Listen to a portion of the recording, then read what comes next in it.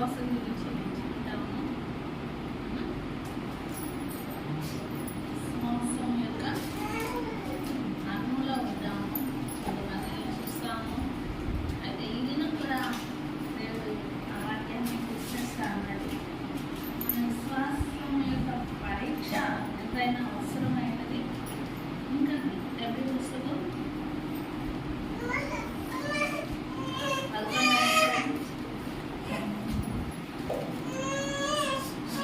వరాలను చూస్తా ఉన్నాం, విశ్వాసం ఉండవలసిన లక్షణాలను చూస్తా ఉన్నాం, మన విశ్వాస యొక్క పరిణామం ఎలా పోబడుతుందో చూస్తా ఉన్నాం. కొంతమంది స్త్రీలను కూడా మనం జ్ఞాపకం చేసుకున్నాం. ఏంటి విశ్వాస యొక్క స్త్రీ ఎలా ఉన్నారో, సారా ఎలా ఉందో, నోవా యొక్క భార్య ఎలా ఉందో చూస్తా ఉన్నాం. ఇదే కూడా ఒక స్త్రీని జ్ఞాపకం చేసుకున్నాం, విశ్వాసం ద్వారా ఎలా సాధిస్తూ వచ్చింది. అలా మన విశ్వాసాన్ని కూడా మనం పరీక్షించుకునే వారిగా ఉండాలి. నిజంగా విశ్వాసీ లక్షణం ఏంటంటే, విశ్వాసులు మనం చెప్పుకుంటున్న మనం దేవుడు దేనితో కొలుస్తాడని చెప్పుకున్నాం, మన క్రియల ద్వారానే కొలుస్తాడు. అవును కదా, విశ్వాసాన్ని దేవుడు ఎలా కొలుస్తాడని చెప్పుకుంటున్నాం, మన క్రియల ద్వారానే. మన దేవుని ఇంటికి వస్తూ పోతూ ఉన్నప్పుడు, దేవుని ఇంటిలో గడిపే సమయం కానీ, వస్తూ పోతూ ఉన్నప్పుడు సమయం కానీ, మన కుటుంబంలో మనం గడిపే ఆ పద్ధతులు కానీ, మాటలు కానీ, మన ఆలోచన, ఇవన్నీ దేవుడు లెక్కలోకి తీసుకుంటాడు. అవును కదా. అయితే విశ్వాసీ లక్షణాలుగా ఎంచబడుతున్న ఈ పరిస్థితుల్లో మనం ఎలా ఉంటున్నాము అనేది కూడా మనం జాగ్రత్తగా చూసుకోవాలి. అయితే విశ్వాసమైన వాళ్ళు దేవుడు తలంపు తెస్తా ఉన్నాడు. దేవుని ఇంటిలో స్త్రీలుగా మన ఇంటిలో ఉన్న కొరతలు ఎలా మనం గుర్తించి, అది లేదు ఇది కావాలి, అది తెచ్చిపెట్టండి, ఇది తెచ్చిపెట్టండి అని అడుగుతామా లేదా? ఇంటిలో ఒక స్త్రీగా మన కుటుంబ అక్కల నిమిత్తమై మన భర్తలను ఏమడుగుతా ఉన్నాం, ఏది తక్కువైనా ఊరుకోము కదా, ఏది తక్కువైనా ఊరుకోమో అది తెచ్చిందాకా అని అడుగుతానన్నాం. అలానే స్త్రీలుగా విశ్వాసమైన మనం మన కుటుంబంలో ఉన్న అక్కర్లు కూడా మనం ఏం చేయాలి, గుర్తించాలి. ఇంట్లో ఉన్న ఎలా గుర్తిస్తున్నామో సంఘంలో ఉన్న వాటిని కూడా గుర్తించాలి. అది ఎవరో గుర్తించేది కాదు. ప్రతి విశ్వాసకి దేవుడు బయలుపరుస్తానే ఉంటాడు. సంఘంలో ఇది లేదు, అది తీసుకురావాల్సిన బాధ్యత నాని అనే అనుభవంలో ఉండాలి. అవును కదా. ఎందుకంటే దేవుని యొక్క విశ్వాసం అని చెప్పుకుంటున్న మనము ఆ ప్రేరణ దేవుడు ఇస్తాడు. అయితే దాన్ని మనం అణిచేసుకుంటూ నాది కాదులే అనుకుంటా ముందుకెళ్తున్నామేమో. అయితే దేవునికి అది ఇష్టం లేదు. దేవుని సన్నిధిలో దేవుణ్ణి స్తుతించడం ఎంత ఇంపార్టెంటో, దేవుని సన్నిధిలో ఉన్న దేవుని ఇంటిలో ఉన్న కొరతలు గుర్తించి దేవుని ఇంటికి తీసుకురావడం కూడా అంతే ముఖ్యమైనదన్నమాట. అయితే ఇక్కడ చూడండి, ముందుగా వాక్యంలోకి వెళ్దాం. ఎవ్రీ పుస్తకం 11 వర్షంలో విశ్వాసం అనేది నిరీక్షింపబడు వాటి యొక్క నిజ స్వరూపమును అదృశ్యమైనవి ఉన్నవనటకు రుజువునై ఉన్నది. విశ్వాసం అన్నది నిరీక్షణ కలుగ చేస్తుందని తెలుసుకుంటా ఉన్నాము. అదృశ్యమైనవి ఉన్నవనటకు రుజువై ఉన్నది అని చెప్పుకుంటాము. అయితే విశ్వాసాలు కొన్ని చూస్తూ ఉన్నాము. చూడండి, కొన్ని విశ్వాసాలు చూసాము మనం చాలా వరకు. యాకోబు 2:17 వాటిని చూద్దాం. చూడండి, యాకోబు 2:17 అలాగే క్రియలు లేనిదైతే అది ఒంటిగా ఉండి మృతమైన కథను. అలాగే విశ్వాసము క్రియలు లేనిదైతే ఏమవుతుంది? క్రియలు లేకపోతే ఏమవుతుంది అంటే అది మృతం అంటే ఏంటి? చచ్చిన దానితో సమానం. చచ్చిపోతే అది ఎందుకైనా ఉపయోగపడుతుంది.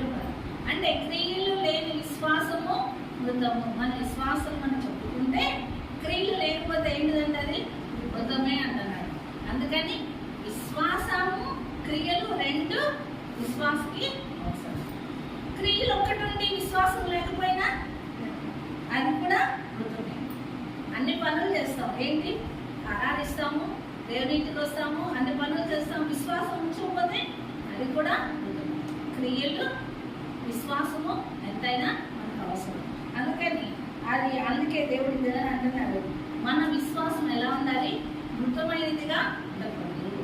మన విశ్వాసం ఎలా ఉండాలి అంటే జీవము కలిగిందిగా ఉండాలి. మన విశ్వాసం ఎలాంటిది? జీవము కలిగిందిగా ఉండాలి. మృతమైంది అంటే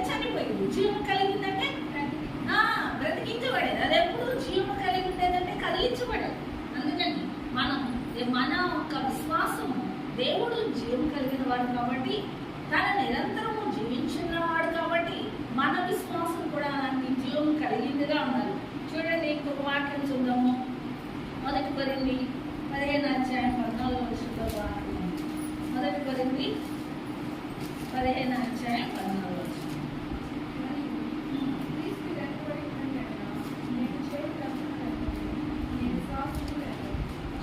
ఏంటంటే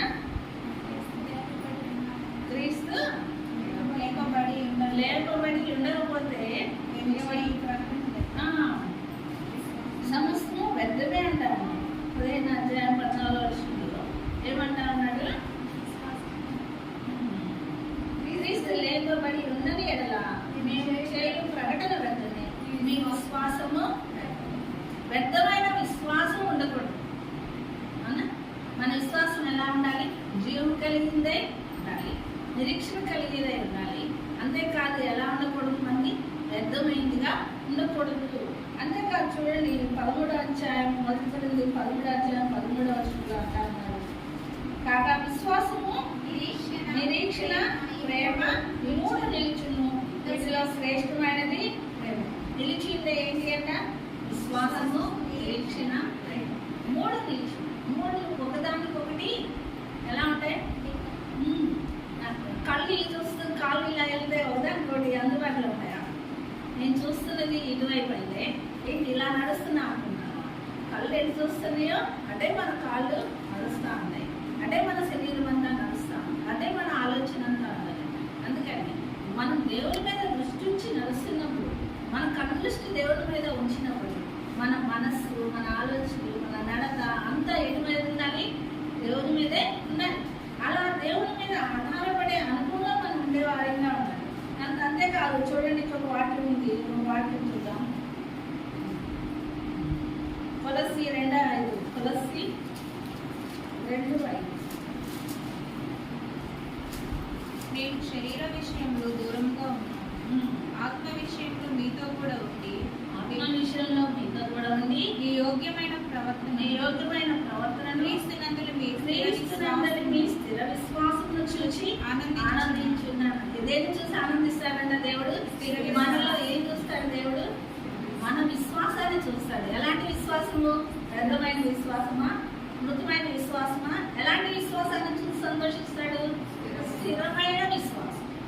దేవుడు చూసి సంతోషించే విశ్వాసం మనలో ఉండాలా, లేకపోతే దేవుడు చూసి దుఃఖపరిచే విశ్వాసం మనలో ఉండాలా? దేవుడు సంతోషించే విశ్వాసం. ఏదైనా ఈ లోక సంబంధంగా చూసినా మన కుటుంబంలో కానీ బయట కానీ తొందరగా ఎవరిని దుఃఖపెట్టకూడదని, మన బంధువుల విషయంలో కానీ తోటివారి విషయంలో కానీ భర్తని బిడ్డల్ని ఏం చేస్తాము? సంతోష పెట్టడానికి మనం ఎంతగానైనా ప్రయాసపడతాం. అవును కదా? మన చుట్టూ ఉన్న అయితే దేవుడిని కూడా, మనల్ని సృష్టించిన సృష్టికర్త అయిన దేవుడిని సంతోష పెట్టడానికి కూడా మన విశ్వాసం ఎలా ఉండాలి? స్థిరంగా ఉండాలి. అయితే మన విశ్వాసం ఇంకా ఎలా ఉంటుందంటే చంచల స్వభావంతో ఉంటుంది, ఎప్పుడు కలుగుతూనే ఉంటుంది. ఈ రోజు ఉన్న విశ్వాసం రేపు ఉండడం లేదు. అవునా? ఈ రోజు ఉన్న ఆ విశ్వాసం ఏం చేస్తూ ఉంది? 2 దినాలకి ఉండటం లేదు. నిరీక్షణ కోల్పోతా ఉన్నాం, విశ్వాసాన్ని కోల్పోతా ఉన్నాం, కదిలించబడుతున్న వారిగా ఉంటున్నాం. అందుకే దేవుడు ఏమంటాడు? మీ యోగ్యమైన ప్రవర్తన ఉండాలంటారు. యోగ్యమైన ప్రవర్తన ఎలా ఉండాలంట? యోగ్యమైనదిగా ఉండాలి. మళ్ళా మన విశ్వాసము స్థిరమైనగా ఉండాలి. ఎలా అంటే దేవుడు మనలో ఏం చూస్తా ఉన్నాడు? ఒక స్థిర విశ్వాసాన్ని చూస్తాము. అయితే ఈ స్థిరమైన విశ్వాసం ఉండాలంటే మన ప్రవర్తన కూడా ఎలా ఉండాలి? ఎలా ఉంటేనే స్థిరమైన విశ్వాసం వస్తుంది? ఎలా ఉంటేనే? యోగ్యమైన ప్రవర్తన ఉంటేనే స్థిరమైన విశ్వాసం మనలో ఉంటుంది. మన ప్రవర్తన సరిగా లేకపోతే మన విశ్వాసం కూడా సరిగా ఉండదు. అందుకని మన ప్రవర్తన అంటే మన క్రియలు లేని విశ్వాసం ఉంటుందని ఎలా అనుకుంటున్నామో మన ప్రవర్తన మీదే మన విశ్వాసము ఆధారపడతా ఉంది. అయితే ఎప్పుడు మనం దేవుని వాక్యం వింటూ, దేవుని పాటలు పాడుకుంటూ, దేవుని యొక్క బిడ్డలతో సహవాసం చేస్తూ ఉంటే మన విశ్వాసం ఏమవుతుంది? వృద్ధి చెందుతుంది. అలా కాకుండా లోక సంబంధమైన ముచ్చట్లు, లోక సంబంధమైన వారితో గడుపుతూ, చిన్న విషయానికి పెద్ద విషయానికి గొడవలు పడుతూ బయట ఉన్నట్లయితే మన విశ్వాసం ఏమైపోతుంది? ఉంటుందా? వ్యర్థమైపోతుంది. అంటే మన చెందేదిగా ఉంటుంది. ఇక్కడ చూడండి, ఒక స్త్రీ ఉంది. నేను యెహోషువ పుస్తకం 2వ అధ్యాయం. అనేక విషయాలు ఉన్నాయి, కానీ ఈ స్త్రీ గురించి కొన్ని విషయాలు మాత్రం చూద్దాం. యెహోషువ 2వ అధ్యాయం. మన ఈ విశ్వాసం గురించే చూద్దాము. అందువల్ల యెహోషువ 2వ అధ్యాయం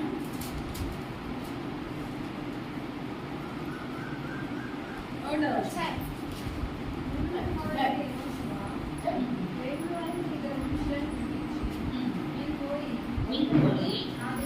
ఆ దేశమును ముఖ్యంగా ఎరుగోను చూడని వారి చెప్పి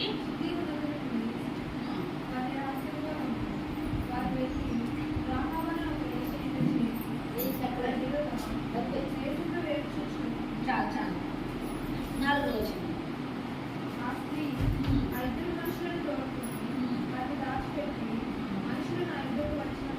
చాలు చాలు. ఇక్కడ చూసినట్లయితే 2వ అధ్యాయం 1వ వచనంలో ఈ అధ్యాయంలో 2వ అధ్యాయంలో అనేక విషయాలు ఈ స్త్రీ గురించి రాస్తా వచ్చాడు. యెహోషువ వేగుల వారిని 2 మనుషులు ఏం చేస్తా ఉన్నాడు, ఆయన ఎరుకోను చూడటానికి పంపిస్తాడు. రహస్యంగా వేగుల వారిని ఆ దేశ పరిస్థితి ఏంటి అవన్నీ చూడటానికి పంపిస్తాడు అన్నమాట.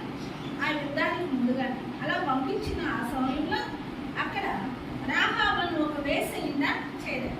ఈమె ఎవరు ఈ స్త్రీ? రాహాబు. ఈ ఎవరు ఏ వృత్తి ఆమెది? ఆ వృత్తి ఏంటి? వేశ్య. వేశ్య అంటే ఏం చేస్తుంది? తన దేహాన్ని నమ్ముకొని లాభం సంపాదించి తన కుటుంబాన్ని పోషించుకుంది. వేశ్య యొక్క వృత్తి ఏంటి? మనమైతే పొలం పనులకు వెళ్ళి ఆదాయం సంపాదించుకుంటున్నాం. వేశ్య అంటే ఏం చేస్తా ఉంది? తన దేహాన్నే అమ్ముకొని జీవనం సాగిస్తూ ఉంది. ఆ విధంగానే లాభము తెచ్చిపెట్టుకునేదిగా ఉండాలి. ఇలా ఉంటున్న ఈ స్త్రీ ఇంట్లోకి ఎవరు వచ్చారు? వేగుల వారు వచ్చారు. అయితే అంత ఎరుకో పట్టణం ఉండగా ఈ స్త్రీ ఇంటికే ఎందుకు రాగలిగారు? ఈ స్త్రీ ఇల్లు ఎక్కడ ఉందో చూస్తే ఎలా ఉంది? ఎక్కడ ఉందంట? ప్రాకారం మీద ఉందా ఉంది. ఈ స్త్రీ ఇల్లు ఎక్కడుంది? ఎక్కడ? ఎరుకో ప్రాకారం. ఎరుకో ప్రాకారం అంటే ఇప్పుడు మన చర్చికి ముందు ప్రహరీ కూడా ఎలా ఉందో ఎరుకో పట్టణానికి కూడా ప్రహరీ కూడా. ఆ ప్రహరీ కూడా ఎంత వెడల్పు ఉంటుందంటే 6 గుర్రాలు ఒకేసారి, ఆ 6 గుర్రాలతో కూడిన రథం ఒకేసారి వెళ్ళగలిగేంత వెడల్పుతో కూడిన అంత కూడా ఉంటుంది. అందుకని ఆ స్త్రీ అందరూ వచ్చిపోవడానికి, అందరికీ కనబడటానికి, అనుకూలంగా ఉండడానికి ఆ ఎత్తైన స్థలంలో ఇల్లు కట్టుకొని ఉందన్నమాట. అంటే ఒకవేళ తను సమాజంలో ఉంటే అందరూ ఒకవేళ చెదిరించుకున్నారు, అందరూ ఒకవేళ రానివ్వలేదు, అందుకని దూరంగా ఆ ఎత్తైన స్థలంలో కట్టుకుంది. అప్పుడు ఎవరైనా రావచ్చు, ఎవరైనా వెళ్ళొచ్చు అని అనుకూలమైన స్థలాన్ని ఎంచుకుంది. అయితే అందుకని ఆ వేగుల వారు వచ్చినప్పుడు ఆ స్త్రీ ఏం చేస్తా వచ్చిందంటే ఆ స్త్రీ యొక్క ఆ దేశానికైతే ప్రకారం ఉందంటే కానీ ఆ ఇంటికి ప్రకారం లేదన్న. చూడండి, ఒక వాక్యం చూద్దాం. చూడండి, ఒక వాక్యం ఏంటంటే పరమగీతం 8వ అధ్యాయం 8వ వచనం. పరమగీతం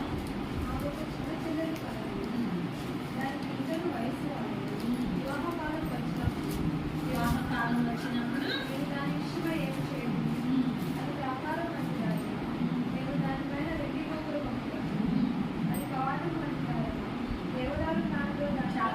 ఇక్కడ ఏంటంటే ప్రాకారం వంటిది ఆ చెల్లెలు అనుకుంటావా అంటే కవాటం వంటిదంటే అసలు కిటికీ లేదు, అంటే ద్వారాలు కలుపులు లేనిది అని చెప్తాను. ప్రాకారం వంటిదంటే గోడలు కట్టి ఉన్నది, ఇల్లు తలుపులు కిటికీలు ఉన్నది. అయితే ఆ దేశానికి ఆ ఎక్కువ పట్టణానికి అయితే ప్రాకారం ప్రారంభపడాలి ఉన్నాయి, కానీ ఈమె ఇల్లు కట్టుకున్నదే కానీ ఆ తలుపులు ఎప్పుడు తీసే ఉంచుతారు. వేసైనందువల్ల ఆమె తలుపులు ఎప్పుడు తీసే ఉంచుతుంది. అందుకని ఏమైంది? ఇంకా వీళ్ళు వేగుల వారు వచ్చి ఆ దేశాన్ని చూస్తూ వారిని ఎవరై గమనించారని తెలిసి వెంటనే ఏం చేశారు? గౌకనెళ్ళి ఆ తలుపులు తీసుకున్నది కాబట్టి ఆ ఇంట్లోకి వెళ్ళగలిగారు. ఆ ఇంట్లోకి వెళ్ళగలిగినప్పుడు ఆ ఇంటిలో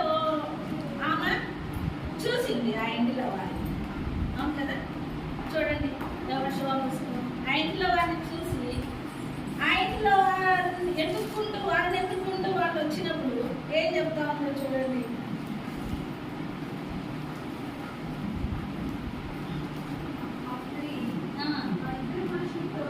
ఆ ఇద్దరు మనుషుల్ని కొన్ని వారిని దాచిపెట్టి చాలు చాలు వాళ్ళు ఎత్తుక్కుంటూ వచ్చారు. చూసారని చెప్పి గొప్పని దాక్కున్నారు కదా, వాళ్ళు ఎత్తుక్కుంటూ వచ్చారు. వాళ్ళిద్దరిని దాచిపెట్టింది. దాచిపెట్టిన తర్వాత ఏం చెప్తాను చూడండి. 9వ వచనంలో అన్ని విషయాలు కాదు, అనుకోని విషయాలు. యెహోవా ఈ దేశంలో మీకు ఇచ్చుచున్నాడని, మీ వల్ల మాకు భయం పుట్టునని, మీ భయం వల్ల ఈ దేశ నివాసులందరికీ ధైర్యం చెడునని నేను ఎరుగుదును. చూడండి, ఈమె ఏ విషయాలు మాట్లాడుతూ ఉంది? దేవుని గురించిన విషయాలు మాట్లాడుతాం. ఈమె ఎవరు? ఈమె చేయవలసిందేంటి? సంసోను వేసతో ఉంటున్నప్పుడు సంసోను దగ్గర ఉన్న వేస ఏం చేసింది? లాలించి లాలన చేసి అతనితో వాళ్ళని ఏం చేస్తూ ఉంటారు? వాళ్ళకి తెలియని మాటలు చెప్పి, అందుకే ఒక వాక్యం ఉంది సామెతల్లో, వేసే లోతైన గొయ్యి లాంటిది. వేసే దగ్గరికి వెళ్తే ఎవరు బయటికి రాలేదంట. అంతగా లాలిస్తారు, అంతగా ముచ్చట్లు చెప్తారు, అంతగా ఆకర్షిస్తారు, అంతగా వారిని లోపరుచుకుంటారు. అలా మాటలతో, వాళ్ళ చేష్టలతో, వాళ్ళ యొక్క క్రియలతో ఏం చేస్తారు? వచ్చిన పురుషుల్ని అలా ఆకర్షిస్తూ ఉంటారు. వేసే లక్షణాలు అలా ఉంటే, వేసే లక్షణాలు కలిగిన ఆమె ఈ పురుషుల దగ్గర ఏం మాట్లాడుతూ ఉంది? ఈ లాలన మాటలు మాట్లాడిందా? వాళ్ళని ఆకర్షించే మాటలు మాట్లాడిందా? ఏం మాట్లాడుతూ ఉంది? వారు ఎవరో గ్రహించి, అంటే వీరు ఎప్పుడు నా దగ్గరికి రాలేదు అని, వీరు ఈ దినం వచ్చారు కాబట్టి అని వారెవరో గ్రహించింది. వారి దగ్గర ఏం మాట్లాడింది? తన యొక్క వృత్తి ధర్మంతో ఉన్న మాటలు మాట్లాడలేదు. అవును కదా? అప్పటి వరకు ఒకవేళ అనేకులు వచ్చినప్పుడు 10వ వర్షంలో ఉంది, ఆమె ఏమేమి విన్నదో కూడా ఉంది. ఏంటి? మీరు ఐగుప్తు దేశంలో వచ్చినప్పుడు మీ ఎదుట యెహోవా ఎర్ర సముద్రపు నీరుని ఎలాగో ఆరిపోచేసిన, యొర్దాను తీరునున్న అమోరీయుల ఇద్దరు రాజులైన సీహోనును ఓగును మీరేం చేశారో, అనగా మీరు వారిని ఎలాగ నిర్మూలన చేశారో ఆ సంగతులు మేము విన్నాము. మేము విన్నప్పుడు మా గుండెలను కరిగిపోయినాం. మీరు ఎప్పుడైనా యెహోవా పైన ఆకాశమందు క్రింద భూమి యందు దేవుడే. మీ ఎదుట ఎన్ని మనుషులకైనా ధైర్యమై మాత్రం. ఎవరి గురించి మాట్లాడుతుందమ్మా ఇప్పుడు? ఒక వేస, రాహాబు అనే వేస, ఆ వేగులు వారి విషయంలో ఎవరి గురించి మాట్లాడుతూ ఉంది? దేవుడి గురించి, ఆయన చేసిన అద్భుతాల గురించి చెప్తా ఉంది. ఆయన ఏమేం చేశాడో, ఏదైనా ఎప్పుడు వాడు ఎలా నడిచాడో ఇశ్రాయేలు వారినే చెప్తాడు. అంటే తను పూర్తయితే వేసేగా చేస్తా ఉంది, కానీ తను చచ్చిపోయేవాడిని అనేక విషయాలు తెలుస్తూ ఉంటాయి కదా. అవును కదా? వేసులకి వెళ్ళి వచ్చిపోయే వాళ్ళు ఏం చెప్తా ఉంటారు? ఊళ్ళో జరిగే విషయాలన్నీ చెప్తూ ఉంటారు కదా వాళ్ళకి. అలా ఈ యెహోవా చేసిన గొప్ప కార్యాలు కూడా చెప్తున్నప్పుడు ఆమె వింటూ ఉంటారు. ఆ విన్న వాటిని ఏం చేస్తూ ఉంది? హృదయంలో భద్రం చేసుకుంటాం. నాకు ఎందుకు వాటితో నేను వేసుకుంటారా అని వాటిని తోసేయలేదు. వాటిని కూడా ఏం చేస్తా ఉంది? అమ్మ హృదయంలో భద్రం చేసుకుంది. మీరు వచ్చినప్పుడు ఏం చేస్తా ఉంది? ఆమె వారితో పంచుకుంటా ఉంది. ఆమె అంతేకాదు, దేవుడిని ఏం చేస్తా ఉంది? దేవుడైన యెహోవా పైన ఆకాశమందు క్రింద భూమి యందు దేవుడే. ఇంకెవరు లేరు. మీ దేవుడే, ఈ దేవుడే, మీరు ఆరాధిస్తున్న దేవుడే గొప్ప దేవుడు. మీ ఎదుట ఎవరికి ధైర్యం చాలదు అని ఏం చెప్తా ఉంది? వాళ్ళతో దేవుని వాక్యాన్ని ముచ్చటిస్తా ఉంది. అంటే చూడండి, ఆమె విశ్వాసం ఎంతగా ఉందో, దేవుని మీద ఎంతగా ఆధారపడి కావచ్చిందో. ఒక వేసైనా కానీ ఏం చేస్తా ఉంది? దేవుని మాటల్ని ఉచ్చరిస్తా ఉంది. కదా? తెలియకని ఆమె దేవుడు అంటే ఎవరో తెలియకపోయినా విన్న మాటల్ని, దేవుడి సన్నిధికి ఎప్పుడు వెళ్ళని ఆమె, సహవాసానికి వెళ్ళని ఆమె, అవును కదా? దేవుని పిల్లలతో ముచ్చటించని ఆమె, ఎప్పుడు దేవుడు యొక్క ఇశ్రాయేలు సైన్యంతో నడవని ఆమె, అద్భుతాలు చూడని ఆమె, విన్న వాటి గురించి ఎవరితో ముచ్చటిస్తా ఉంది? ఎదురు వారితో ముచ్చటిస్తాము. దేవుని బిడ్డలు మనం చెప్పుకుంటున్నాం. మనం విశ్వాసమైన మనం విన్న వాటిని దేవుడిని మనం మాట్లాడడానికి ఏం చేస్తా ఉన్నాం? ఇంకా వెనుకంజ వేస్తా ఉన్నాం.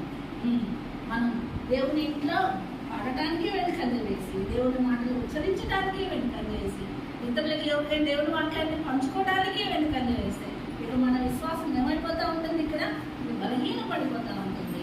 అందుకే దేవుడికి దూరస్థలం అయిపోతా ఉన్నాం. అందుకే చూడండి, ఇక్కడ అంటా ఉన్నాడు, ఇక్కడ వాక్యం అంటే మత్తయి సువార్త 27వ అధ్యాయము ఒక వాక్యం అంటారు దేవుడు. మత్తయి సువార్త 27వ అధ్యాయం 31వ వచనం 32.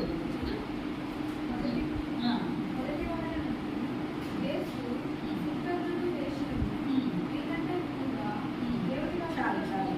సుంకరులను వేసులను మీకంటే ముందుగా దేవుని రాజ్యంలో ప్రవేశిస్తారని అన్నారు. అంటే ఎందుకంటానా అంటే వాళ్ళ వెంట ఇశ్రాయేలు కూడా ఎప్పుడు వెంట నడుస్తున్నారు. అవునా? ఇశ్రాయేల్ ఏం చేస్తా ఉన్నారు? మోషే వెంట నడుస్తూ ఉన్నారు. ఆ యొక్క ఎర్ర సముద్రాన్ని దాటించినప్పుడు అద్భుతాలు చూస్తూ ఉన్నారు.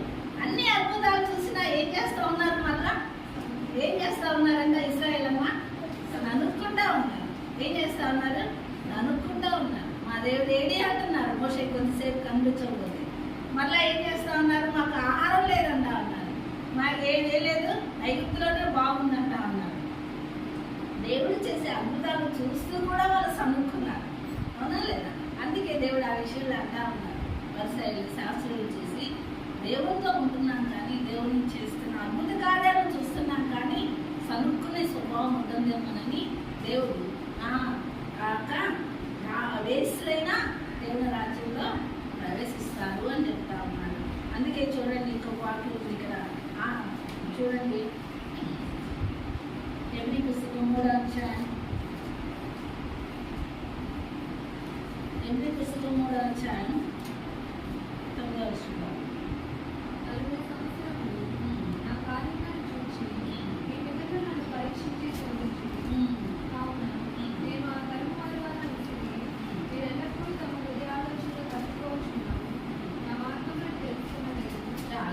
ఏమన్నా ఉన్నారు?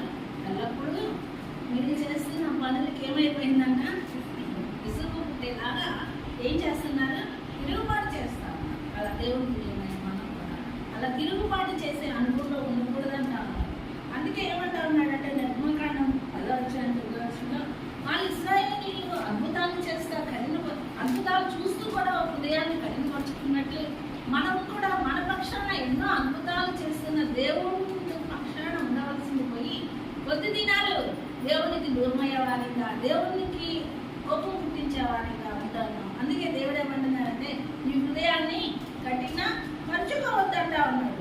మన హృదయాన్ని ఏం చేసుకోకూడదంట? కఠినపరచుకోవద్దంటా ఉన్నాడు. అందుకే ఈ రాహాబనే వేశ్య ఎలా ఉందంటే చూడండి, మీరు ఆరాధిస్తున్న దేవుడు, మీ దేవుడని యెహోవా పైన ఆకాశమందు క్రింద భూమి యందు దేవుడే. ఆయన మీ ఎదుటైతే మనుషులకైనా ధైర్యం చాలు. అయితే మీరు వెళ్ళిపోతున్నారు కదా, అయితే మీరు ఈ దేశాన్ని నాశనం చేసేటప్పుడు ఏం చేయాలి? నాకు కూడా నా కుటుంబాన్ని రక్షించాలి, నన్ను రక్షించాలి. మీకేం చేశాను? నేను ఉపకారం చేశాను. అంటే ఈ స్త్రీ ఒక వయసు అయినా వేగుల వారిని కాపాడింది కాబట్టి వారికి ఏం చేసినట్టు? ఉపకారం చేసిందా లేదా? మంచి చేసిందా లేదా? వాళ్ళకు పట్టించిందా? వాళ్ళ దేశంలో ఉండి వాళ్ళ ప్రకారం మీద ఉంటూ వాళ్ళకేం చెప్పింది? వచ్చింది కానీ ఇప్పుడే వెళ్ళిపోయింది, ఇల్లు ఆ దారిలో వెళ్ళి పట్టుకుంటారేమో అని చెప్తాను. అవును కదా? అంటే వేగులు వారు దేవుని బిడ్డలని గుర్తెరిగింది.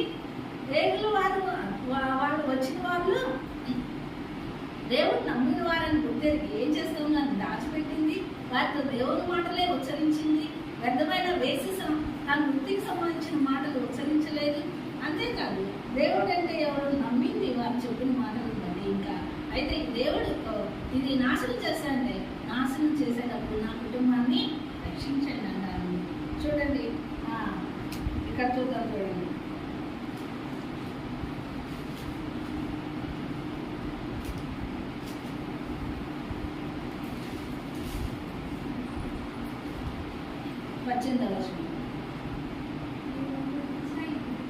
నువ్వు మమ్మల్ని పెంచిన ఇంటికి ఈ ఎర్రని దాహం కట్టి నీ తనని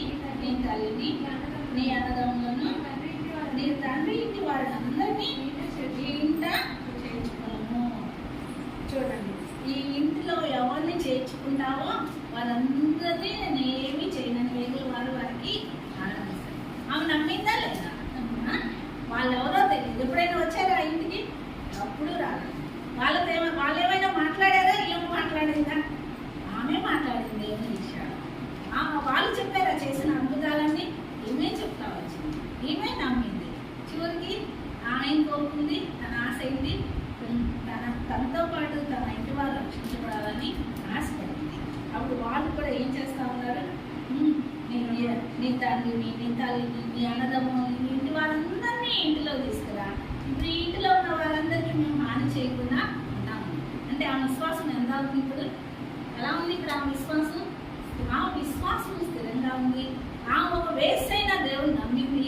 అంతేకాదు తన ఇంటి వారిని రక్షించుకుంది. అంతేకాదు యేసుక్రీస్తు వంశావళిలో కూడా చేర్చబడింది. అవునా లేదా? చేర్చబడిందా లేదా? చూడండి మత్తయి సువార్త. యేసుక్రీస్తు వంశావళిలో చేర్చబడింది. నైసోన్ సల్మాన్ కను, సల్మాను రాహాబునందు, బోయజు కను, బోయజు రూతునందు, ఒబేదెదోను కను. ఒకవేళ ఈమె వేసుగా ఉంది, అప్పటి నుంచి తర్వాత ఇజ్రాయెల్ మధ్యకి వచ్చి ఇజ్రాయెల్ మధ్య వివాహం చేసుకొని సల్మాన్ని వంశాభివృద్ధి పొంది ఉంది. అలా వంశాభివృద్ధి తీసుకొచ్చుకోవడానికి తను ఎంతగా దేవుడు ఆశీర్వదించాడా లేదా? మన జీవితాల్లో కూడా అలాంటి ఆశీర్వాదం, అలాంటి అనుభవం మనం రావాలంటే యేసుక్రీస్తు, ఈమైతే యేసుక్రీస్తు వంశావళిలో చేరింది. మనమైతే యేసుక్రీస్తు యొక్క సువాసన ఎదుట నిలబడిపోతున్నాం. అందరితో పాటు సహవాసం చేసే అవకాశం ఇస్తా ఉన్నాడు. అలాంటి గొప్ప ఆధిక్యత దేవుడు మనకి ఇవ్వడానికి సిద్ధంగా ఉన్నాడు. అయితే చూద్దాం. చూడండి 22వ అధ్యాయంలోనే చూడండి 21వ వచనంలో, అందుకు ఆమె నీ మాట చొప్పున జరుగుగాకని చెప్పి వెళ్ళనంపాను. వారు వెళ్ళిన తర్వాత ఆమె ఆ దగ్గర దారులను కిటికీకి కట్టాను. ఎంత నమ్మకం! అవునా కదా? ఎంత నమ్మకం, విశ్వాసంగా ఉంది. అంటే ఒక రాహాబుని వేస్తే తన విశ్వాసాన్ని కొనసాగించడానికి ఒక స్థిరమైన విశ్వాసం కలిగితే, విశ్వాసం మనం చెప్పుకుంటున్న మనలో ఎలాంటి విశ్వాసం ఉండాలి? మనం వేసలేంటే ఎవరైనా వింటామా? ఊరుకుంటామా? అవును కదా? అయితే వేస్ట్ అంటే ఆ పడుపు వృత్తి, అంటే దేహాన్ని నమ్ముకొని చేసేదే వేస వృత్తి కాకపోవచ్చు. కానీ కొంచెం సేపు ప్రార్థన, కొంచెం లోకము, కొంచెము అందమైన వాటిని ఆశ్రయిస్తూ ఉంటే ఏంటిది? అది కూడా దేనితో సమానము? వేసేతోనే. ఏది? మన దేవుని ఇంటికి వస్తూ కూడా కొద్ది కాలం దేవుని సన్నిధిలో, కొద్ది సమయం లోకం, కొద్ది సమయం అపవిత్రమైన ముచ్చటి, కొద్ది సమయం సీరియల్స్, ఇలాంటి వాటన్నిటికీ సమయం ఇస్తా ఉంటే, దేవుని సన్నిధిలో గడపవలసిన సమయాలన్నీ ఇలా అర్థం పరుచుకుంటూ ఉంటే అది కూడా యేసుతో